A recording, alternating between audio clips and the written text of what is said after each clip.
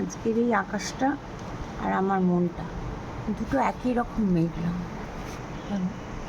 আমার মন মেঘলা আমার বাচ্চার জন্য ফুলঝুরি। ও খুব অসুস্থ, জানি না ঠাকুর অনেক ওষুধ দিয়েছেন ডাক্তার, কেমন থাকবে সেটা ভগবান জানে। ওই আজ আকাশের দিকে থেকে ভাবছি আকাশেরও হয়তো এরকমই কিছু অবস্থা।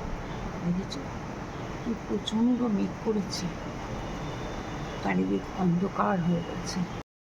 রাতে এসেছি তোমাদের দৃশ্য দেখাবো বলে, যা অবস্থা আকাশের, দেখো কি হয়েছে, দেখো দুর্যোগ, দেখো আকাশের অবস্থা, চারদিকে যা মেঘ করেছে।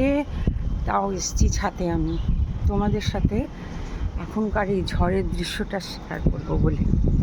কেমন লাগছে বলো তো তোমরা? আমার তো খুব ভালো লাগছে ছাদে এসে, কিন্তু নিচে থেকে চেঁচামেচি চলছে নিচে নেমে আসার জন্য। কেন বলো তো? এই দুর্যোগে মোবাইল হাতে ছাদে থাকাটা ঠিক নয়।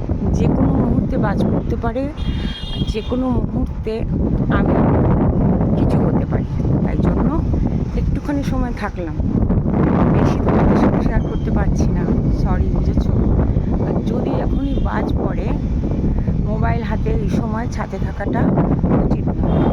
সবাইকেই একই কথা বললাম, এই সময় ছাদে থাকা উচিত নয়। কিন্তু আমি এসেছি কেন?